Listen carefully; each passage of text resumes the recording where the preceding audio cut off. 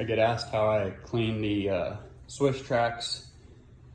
You can pull it out, pressure wash it. It does get dirty after, you know, a little while on the surface. So normally what I do is, you can see there's some tire tracks, stuff like that on it.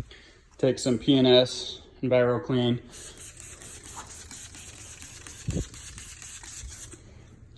Missed it down there.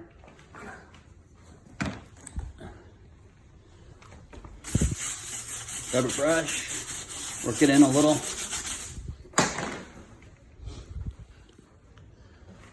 And just grab a steamer.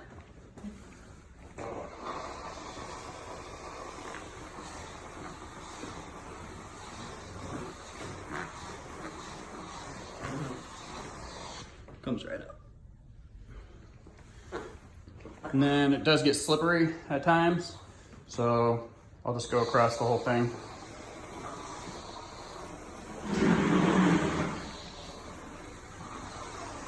Any chemicals that are on the top, steamer takes care of it.